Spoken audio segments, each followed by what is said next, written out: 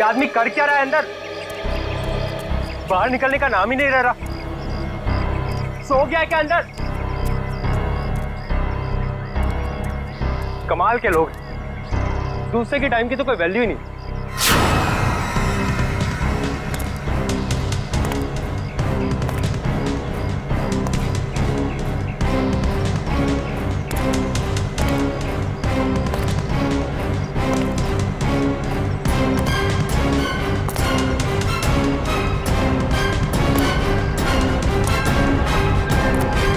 Sir,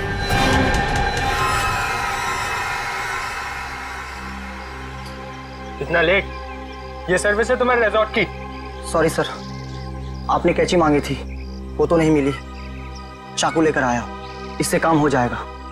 तो bloody lousy people, 10:30 हो गए, मीटिंग्स करनी है, अपॉइंटमेंट्स है, और अंदर ये आदमी बैठ के धरना दे रहा है।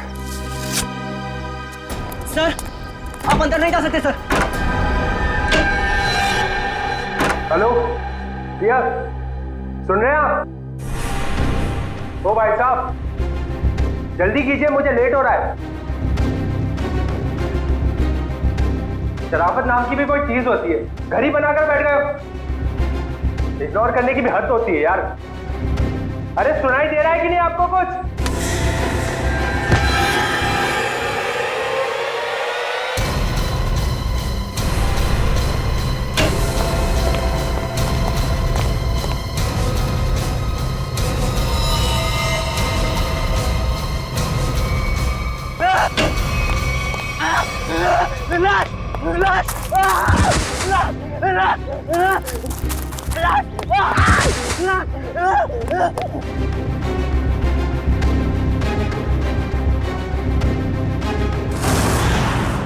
हाँ मैं पार्टी में आने की कोशिश करूंगी, कुछ प्रॉमिस नहीं कर सकती। मेरा जॉब ही कुछ ऐसा है यार, कभी भी कुछ भी हो सकता है। ठीक है, चल अब मैं रखती हूँ, बाय। नहीं, बिल्कुल नहीं चलेगा। रात को 1 बजे 2 बजे कोई भी कभी भी आके चले जाएगा। जवान लड़की के घर में रात के टाइम में किसी लड़के का आने का मतलब हम अच्छी तरह से जानते हैं। क्या चल रहा है यहाँ पे? हाँ, और ये रो क्यों रही है? आप इनसे ही पूछिए ना, इसने क्या चाला रखा है यहाँ पे। देखिए मैडम, ये सोसाइटी है और हम सब फैमिली वाले हैं, और ये कैसी कैसी हरकतें करके रखी हैं यहाँ। हरकतें? आपका क्या मतलब है? इसका मतलब ये है कि ये दोनों लड़के रात बिरात इसके घर आते हैं, दरवाजा खटखटाते हैं, शरारत करते हैं। और तुम एक बात कान खोलकर सुन लो, तुम यहाँ से खुद से चली जाओ, नहीं तो हम सब मिलकर तुम्हें जबरदस्ती यहाँ से निकाल देंगे। एक मिनट, शांत हो जाइए आप लोग। कौन है ये लोग? मुझे नहीं मालूम कौन है ये। 2 दिन से मेरी रूम पार्टनर नहीं है, और ये लोग रोज रात को आके मुझे तंग करते, जबकि मैंने इनको कभी देखा भी नहीं है। देख जिया, झूठ मत बोल, तू ही हमें बुलाती है और अब पहचानने से मना कर रही है। हाँ, कसम से हमेशा खुद ही फोन करके बुलाती है हमें। देखो, झूठ मत बोलो, मैं तुम लोगों को नहीं जानती हूँ। पता नहीं ये लोग मुझे क्यों बदनाम कर रहे हैं। देखो, झूठ और सच का फैसला कहीं और जाकर करना, समझी? गुप्ता जी, इस बात का फैसला अभी कीजिए आप, और अगर आपसे भी नहीं होता है तो हम सब मिलकर इस लड़की का कमरा खाली कर देंगे। प्लीज सर, ऐसा मत कीजिए। देखो, मैं तुम्हें भाड़े पे एक घर देने के वक्त कहा था ना, हमारे सोसाइटी का रूल बहुत सख्त है। क्या बोला था ना? बोलो। प्लीज सर, इसमें मेरा कोई कसूर नहीं। फिर भी 2 दिन में मेरी रूम पार्टनर आ जाएगी, तब मैं अपना सारा सामान यहाँ से शिफ्ट कर लूंगी। ओके, 2 दिन का टाइम देता हूँ, लेकिन 2 दिन में रूम खाली हो जाना चाहिए, समझी? तुम दोनों भागो यहाँ से। अरे चलो निकलो। ठीक है जिया, ये तूने अच्छा नहीं किया। हाँ। पहले खुद ही हमें बुलाती है और फिर इंसल्ट करती है। कमाल है यार। चल चल। जिया, रो, अगर तुम बेकसूर हो तो सच सामने आ जाएगा। रो मत।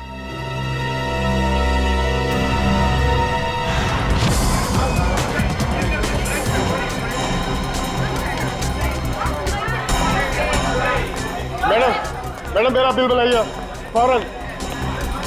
सुनिए, जरा शांत हो जाइए। देखिए, यहाँ पर खून हुआ है।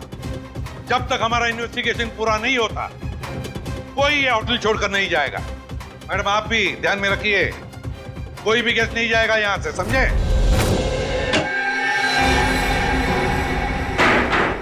सर बॉडी नहीं है। बॉडी नहीं है? ये कैसे हो सकता है? बॉडी गई कहाँ? बॉडी कैसे गायब हो गई? ये कैसे हो सकता है? और सर, अगर किसी ने मर्डर किया है और अगर वो बॉडी ले गया तो फिर ये सिर क्यों छोड़ गया? वही तो, अगर सिर यहाँ छोड़ा और लाश कहीं पर लेकर गया तो कोई न कोई निशान तो होने चाहिए था। किसी ना किसी ने तो देखा होगा। कोई ना कोई तो जगह हो सकती है। कहां गई लाश? हुआ क्या यहाँ पर? नहीं नहीं नहीं नहीं, यहाँ पर जो कुछ भी हुआ है ना सांखे, यहीं पर हुआ है, इसी 4 दीवारों के अंदर, स्टीम बॉक्स में, यहीं पर। सर, इस सिर को देख के ऐसा लगता है किसी ने बहुत ही बेरहमी से कत्ल किया इसका, लेकिन यहाँ पे एक भी खून का निशान, कोई धब्बा, कुछ भी नहीं है। एग्जैक्टली। अगर सिर कटा है तो खून होना चाहिए था इन दीवारों पर, खून होना चाहिए था इस फर्श पर, लेकिन यहाँ पर खून का कोई भी निशान नहीं, कोई धब्बा नहीं। यहाँ देखो, इस बॉक्स में खून का कोई भी निशान नहीं, कोई भी निशान नहीं, ना कोई हथियार का निशान। सांखे, सिर कटा हुआ है, लाश गायब है, लेकिन इस पूरे कमरे के अंदर कुछ भी निशान नहीं, कमरा सुथरा साफ है। इसका मतलब कुछ ना कुछ तो गड़बड़ जरूर है, कुछ ना कुछ तो गड़बड़ जरूर है बॉस। सर, हाँ सर, जिसका खून हुआ है उसके दोस्त बाहर आए हुए। ठीक है, तुम चलो, मैं आता हूँ। सांखे, देख ले इस कमरे का एक एक कोना कोना छान वाले, देख ले कुछ मिलता है क्या। देखता हूँ। सर ये रहे। आप लोग रजित के दोस्त हैं? जी सर। आखिरी बार कब मिले थे रजित? आज सुबह ही मुलाकात हुई थी। तो क्या कुछ फर्क लगा आपको रजित के बर्ताव में?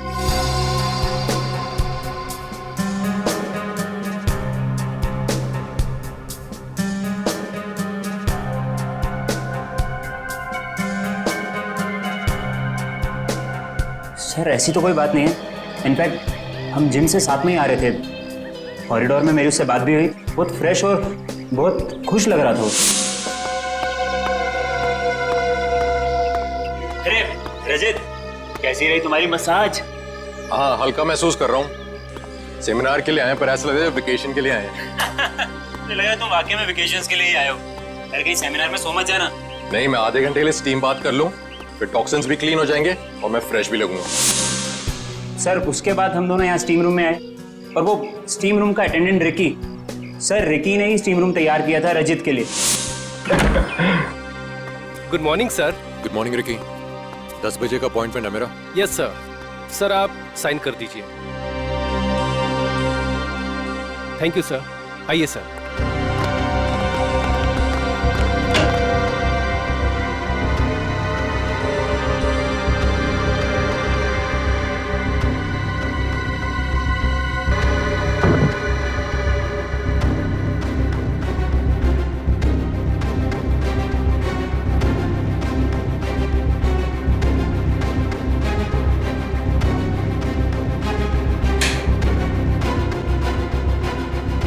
कितना टाइम लगेगा? सिर्फ 25 मिनट। चल रजित, एंजॉय कर, ब्रेकफास्ट में मिलते हैं। चल ठीक है, ओके। स्टीम रूम का अटेंडेंट रिकी। रिकी, ये स्टीम रूम का अटेंडेंट रिकी कहाँ है? जरा बुलाओ उसे।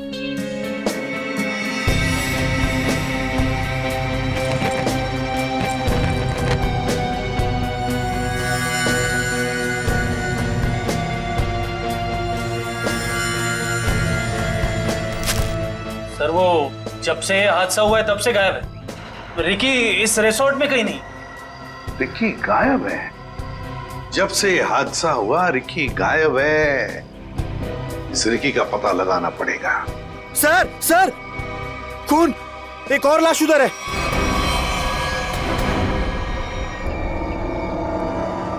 ये हो क्या रहा है आपके होटल में? हाँ, एक सिर मिला है जिसकी लाश गायब और अब ये दूसरा खून। सर मैं तो खुद परेशान हूँ, ये क्या हो रहा है मुझे समझ नहीं आ रहा सर। अब हाथ फेरिए।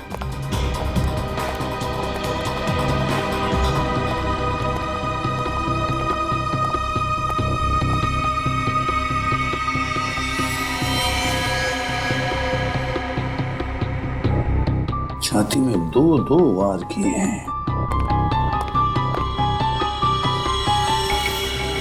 सर काफी गहरा है, पूरी ताकत से वार किया गया। हाँ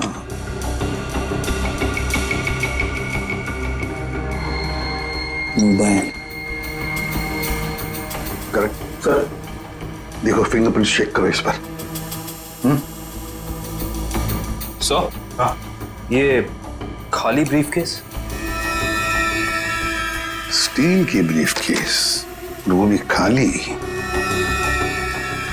जरूर इसमें कुछ ऐसा सामान था जिसकी वजह से शायद इसे मारा गया। सर ये 2 ग्लासेस। 2-2 ग्लासेस।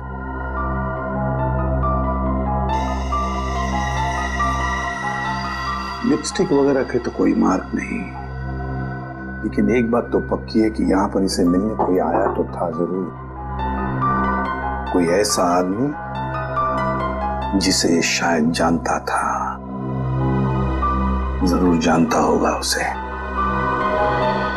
क्या नाम क्या था इस गेस्ट का?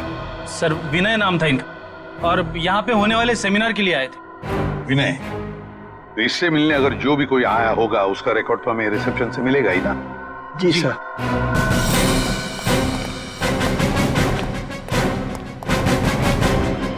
देखो विनय के बारे में और कुछ जानना चाहते हैं हम लोग। ये विनय कब आया था यहाँ पर? सर मिस्टर विनय ने आज सुबह ही चेक इन किया था हमारे रिजॉर्ट में, करीब 8 बजे।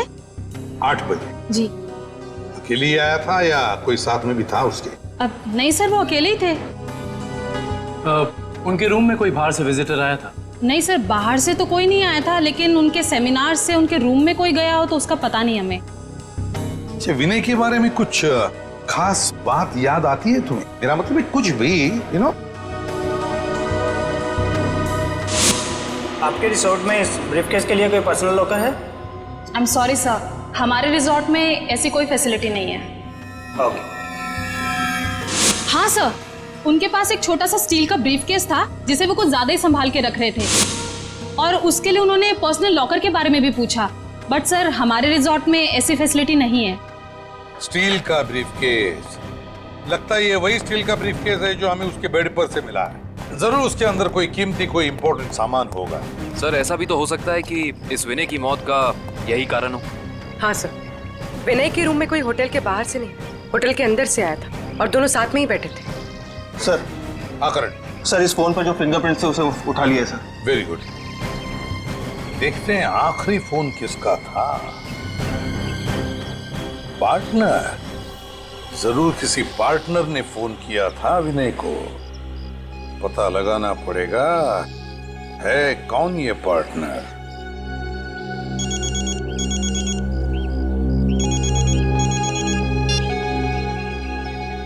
हेलो। हाँ, तुम आज से ही काम शुरू कर दो, ये जरूरी है।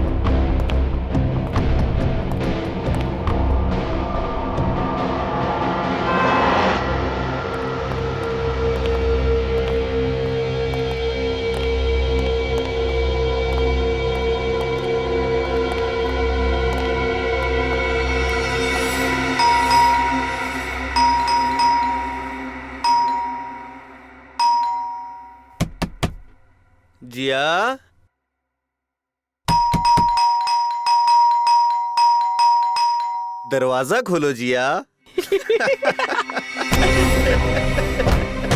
जिया जिया जिया दरवाजा खोलो वरना तोड़ देंगे हम, बता रहे हैं हम बस। ये इन लोगों का रोज का नाटक है। जिया दरवाजा खोलो जिया। जिया प्लीज दरवाजा खोलो प्लीज, नहीं तो हम तोड़ देंगे दरवाजा, बोल दे रहे हैं हम। जिया जिया पुलिस को फोन करते हैं तभी बात समझ में आएगी इनको। जिया दरवाजा खोलो जिया। जिया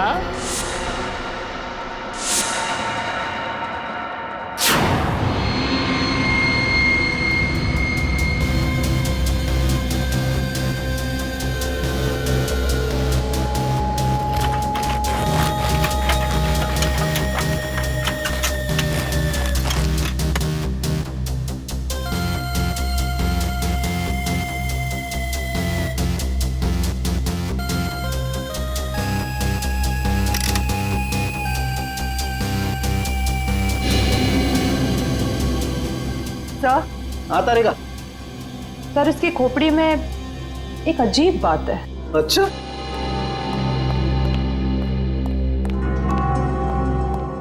क्या अजीब बात है?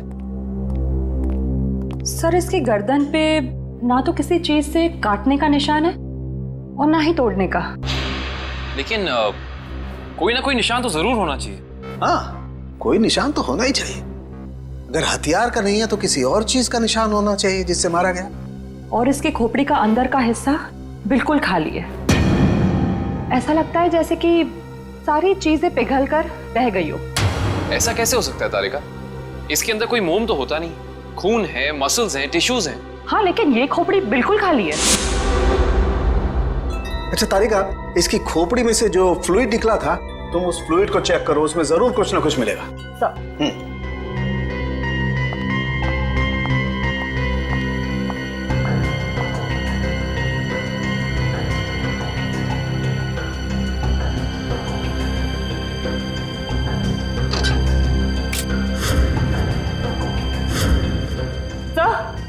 ये देखिए।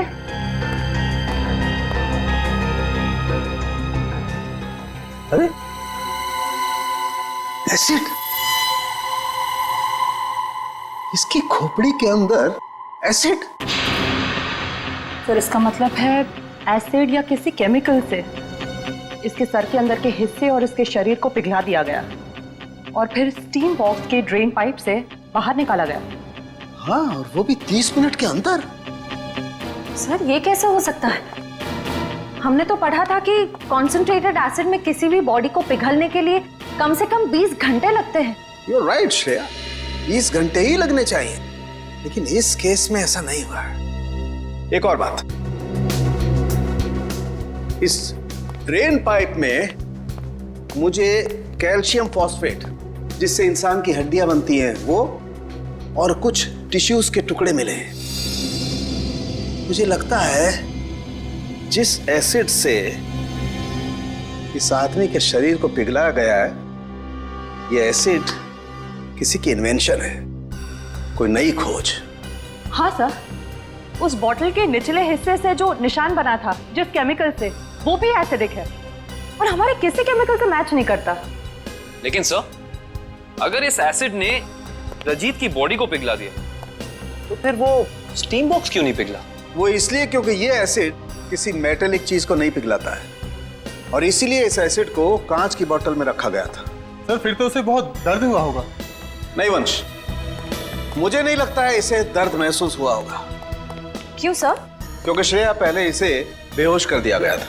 मतलब पहले इसे बेहोश किया गया फिर मारा गया, उसके बाद स्टीम बॉक्स की ड्रेन पाइप से बहा दिया गया। बहुत ही डरावना और भयानक तरीका है किसी की जान लेने का।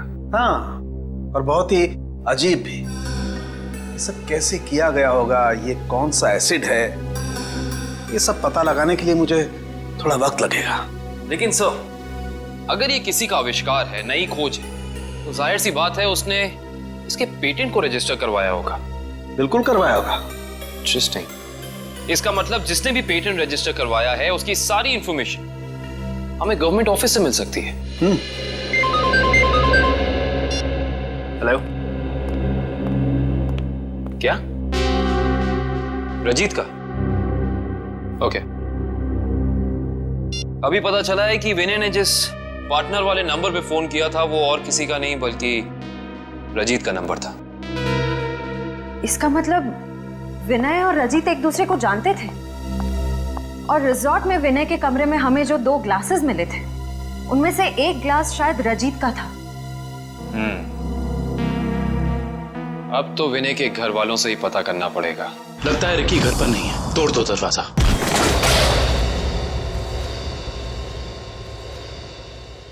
चेक करो।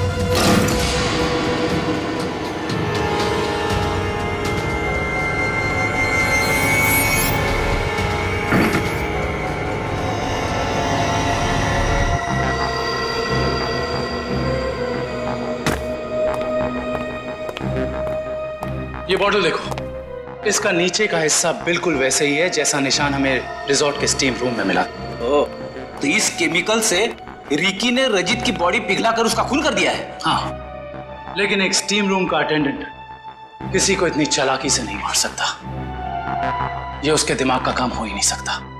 कोई है जो उससे ये करवा रहा है। कौन करवा सकता है ये सब? इसका जवाब तो रिकी देगा। हाँ, और उसके लिए रिकी का मिलना बहुत जरूरी है। चलो बाहर लोगों से पूछते हैं, शायद उसे जाते हुए किसी ने देखा। एक्सक्यूज मी, आप लोग सब यहीं आसपास रहते हैं? जी जी। ये वो रिकी रहता है यहाँ पे, आप लोग उसे जानते हैं? आज आपने उसे देखा? हाँ सर, मैंने देखा उसे। बड़ी जल्दी में लग रहा था और एक बैग भी था उसके हाथ में। अच्छा, यहाँ से किस तरफ गया था वो? सर उस तरफ। उस तरफ? हाँ सर, एक ट्रक आया और रिकी उस पे बैठ के निकल गया। थैंक यू, चलो उस डायरेक्शन में देखते हैं।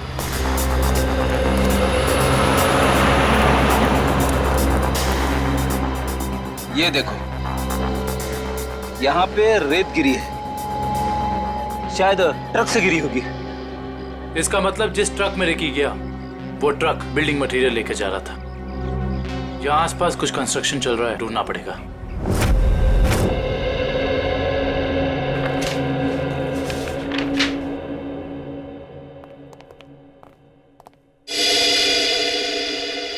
जी कहिए। सीआईडी। सीआईडी? जी, पिछले हफ्ते में जितने भी एसिडिक केमिकल्स को पेटेंट कराया गया है उन्हें रजिस्टर करवाने वालों के नाम और पते हमें चाहिए। केमिकल का कोई नाम भी तो होगा। आप वो फाइल हमें दे दीजिए, हम खुद ढूंढ देंगे। ठीक है।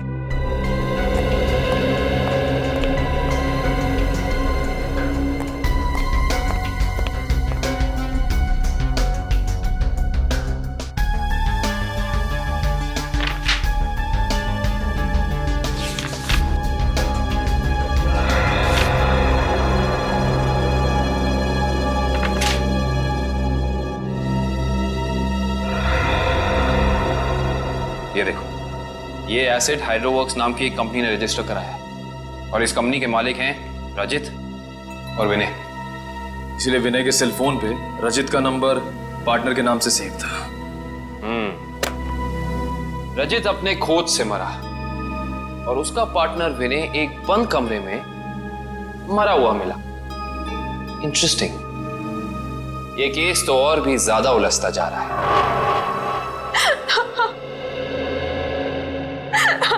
नैना जी, हमें भी बहुत दुख है विनय की मौत का। हम आपका ज्यादा वक्त नहीं लेंगे। हाँ, लेकिन आपसे थोड़ी जानकारी चाहिए हमें।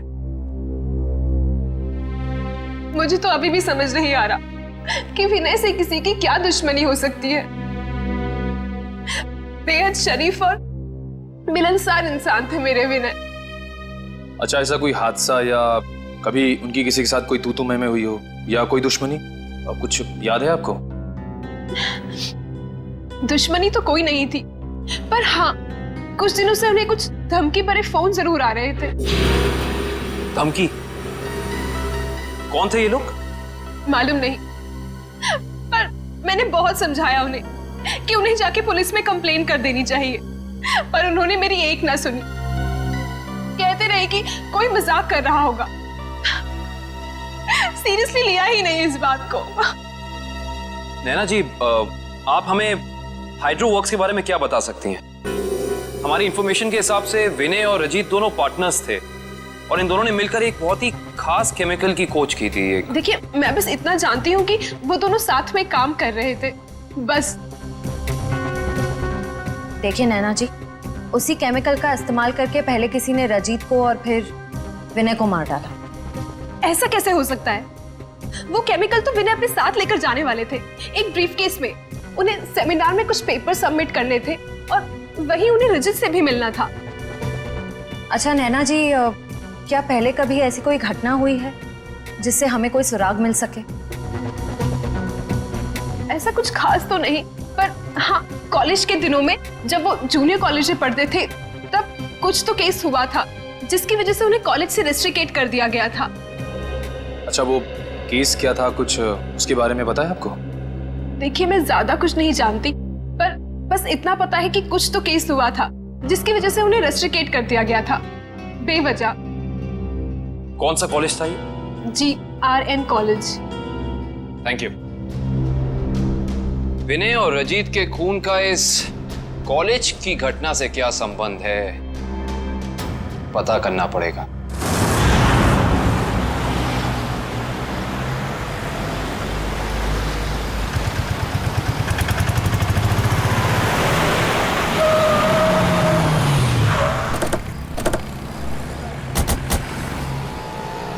ये देखिए, रेत यहाँ पे पड़ी हुई है और ये देखो टायर के मार्क्स।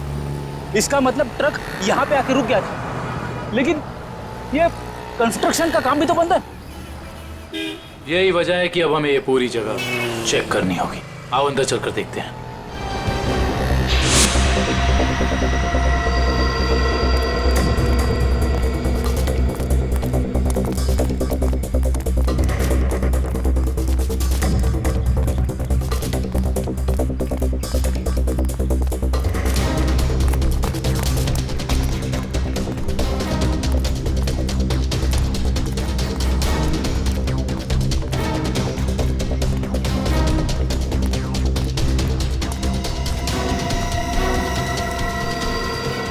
सर, रिकी यहाँ पे है।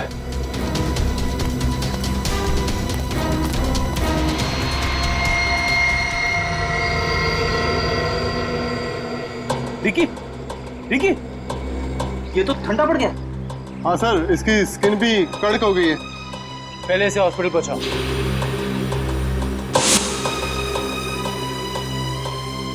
इशिता, एम्बुलेंस बुलाओ।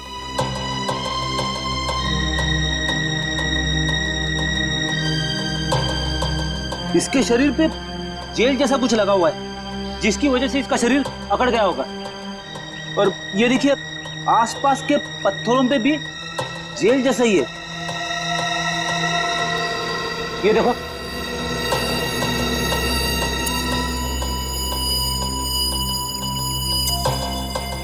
ये जेल क्या है इसके बारे में तो पता करना होगा। इन टुकड़ों को लैब ले चलो। जिस तरीके का केमिकल हमें क्राइम स्पॉट पे मिला है, उसी तरह का केमिकल मैंने बनाया है और ये केमिकल मैं इस बॉक्स में डालता हूं। तारिका, बॉडी टेम्परेचर मिला? नॉर्मल है सर। गुड। ये स्टीम बॉक्स में जो बॉडी है, ये लगभग इंसान की बॉडी की जैसे ही है। आपका कहने का मतलब है क्लोन की तरह? ऐसा ही समझ लो। अब इस मशीन में हमने जो केमिकल डाला है, उसकी स्टीम हम स्टीम बॉक्स में पास करते हैं। लगभग 30 मिनट तक हम स्टीम पास करते हैं। उसके बाद देखते हैं क्या होता है।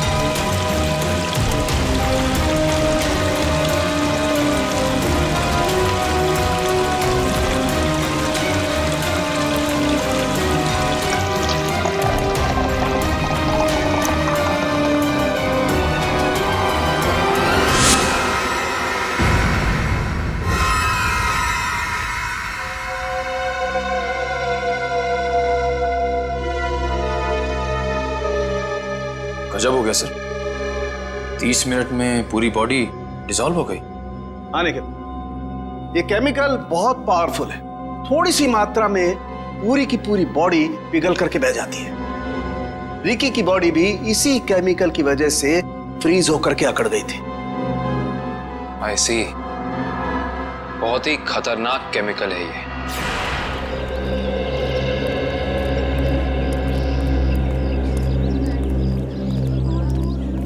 एक्सक्यूज मी, हम लोग सीआईडी से 2005 के केस के सिलसिले में आपसे थोड़ी पूछताछ करनी थी। 2005? ये तो बहुत पुराना केस है, लगभग 9 साल पुराना। आप रमेश जी से पूछिए, वो यहाँ के सीनियर हैं। Thank you. रमेश जी, हम लोग सीआईडी से 2005 में एक घटना हुई थी जिसमें रजित और विनय का नाम आया था।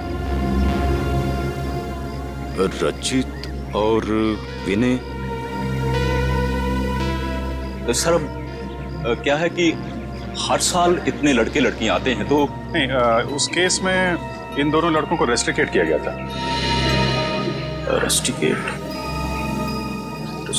अरे हाँ, याद आया, उस साल कॉलेज के एक स्टूडेंट की मौत हो गई थी और इन दोनों लड़कों का नाम भी उस केस से जुड़ गया था। काफी बवाल हुआ था। ये स्टूडेंट कौन था और उसकी मौत कैसे हुई? मैडम, बहुत अजीब तरीके से हुई थी। ये किस्सा लेबोरेटरी में हुआ था।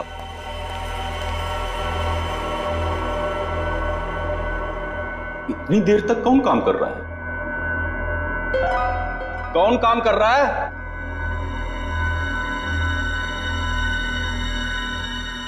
अरे भाई, खोगे का काम में जवाब तो दो, कब तक काम करोगे? अरे चुप क्यों हो?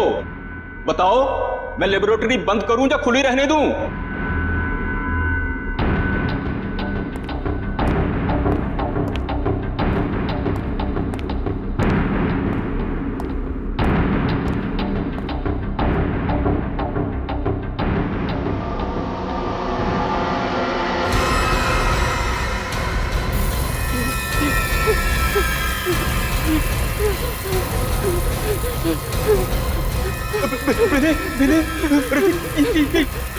ये देखो संपत को क्या हो रहा है।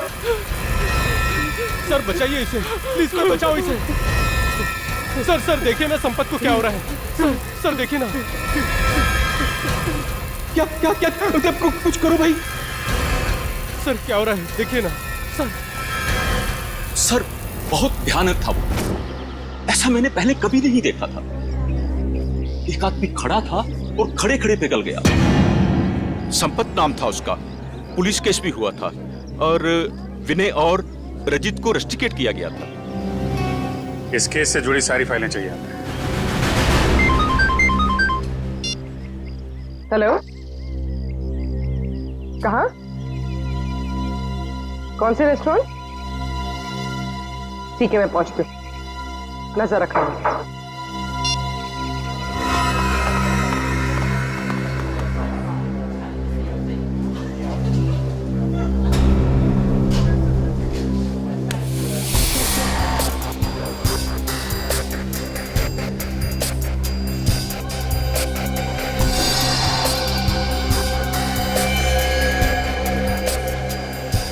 मजा तो आता है यार। अरे काहे का मजा यार? पता है, रात को जैसे ही जाते हैं ना उसके घर के सामने, तभी चौकीदारों को पटाना पड़ता है।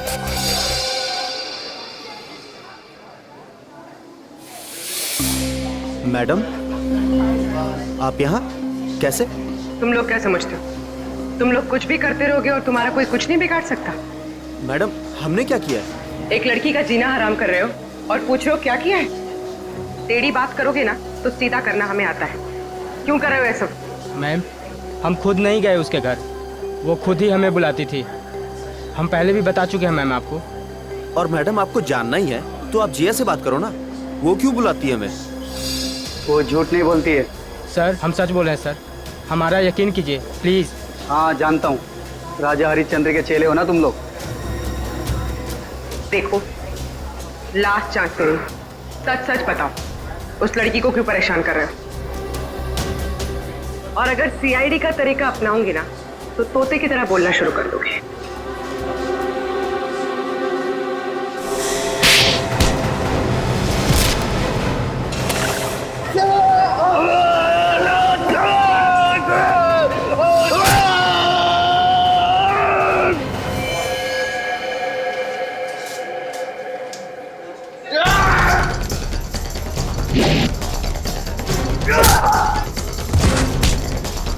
लड़कियों को छेड़ता है।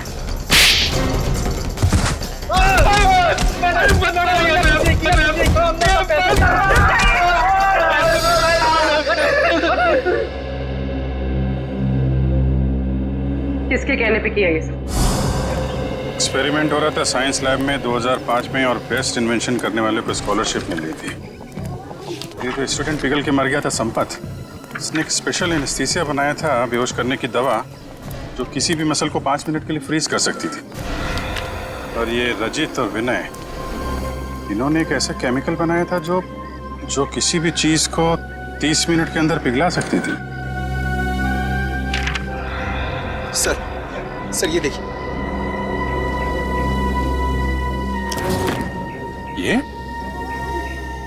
ये भी उस वक्त कॉलेज में था, पर ये बात उसने हमसे छुपाई।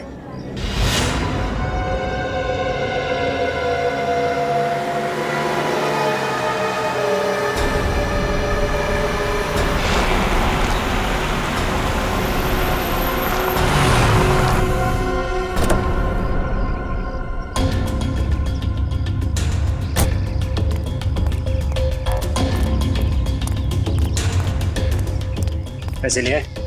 हाँ, ये देखो।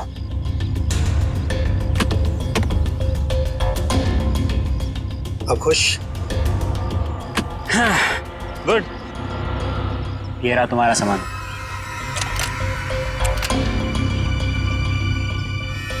तो ये है दुनिया का सबसे बड़ा आविष्कार जो अब मेरा होगा।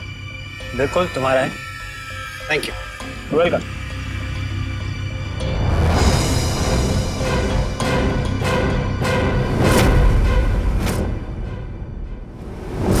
ये छुप छुप के क्या कर रहे हो? हैं? क्या कर रहे हो छुप छुप के? आगे मत बढ़ना, वरना ये बोतल इसी के साथ मैं फोड़ दूंगा। मत बढ़ना आगे, कह रहा हूँ आगे मत बढ़ना, नहीं तो ये मारा जाएगा। तुम यहाँ से जा नहीं सकते हो, छोड़ो उसे। आगे नहीं बढ़ना। कहा ना, मैं झूठ नहीं बोला, मैं। पीछे रहो, आगे मत बढ़ना।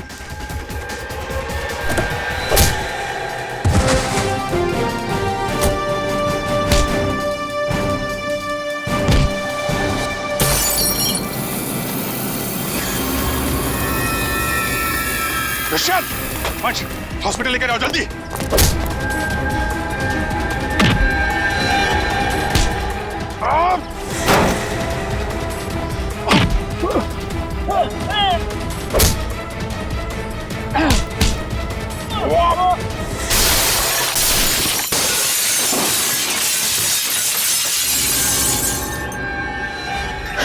हाँ, मैंने मारा उसे।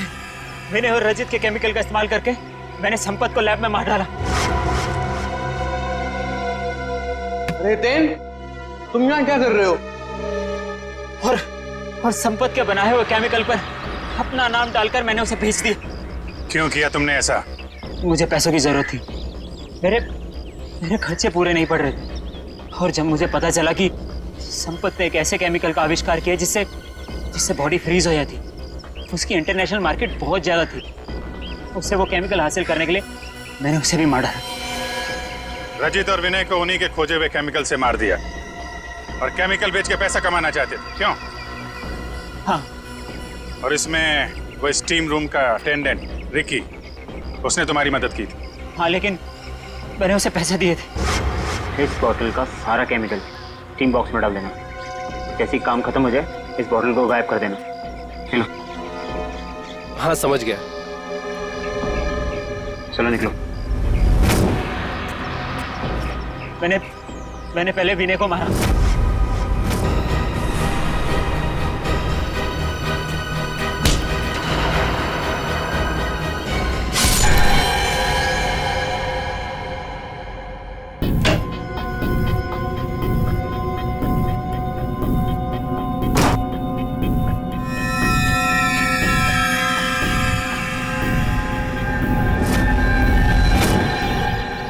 और फिर रिकी की मदद से मैंने रजित को खत्म कर दिया।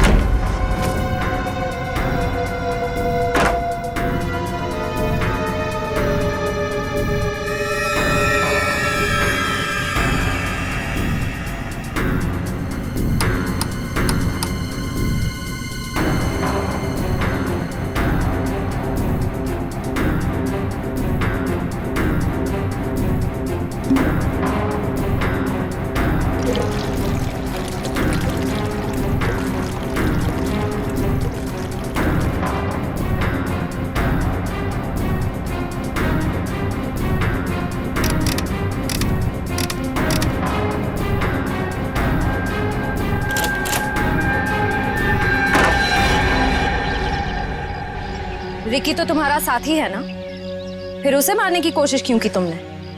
रिकी मुझे ब्लैकमेल कर रहा था। मैं सोच रहा हूँ कि जुबान भी कितनी कीमती चीज है, अगर फिसल जाए तो करोड़ों का नुकसान करा दे, इज्जत गवा दे, फांसी चढ़वा दे।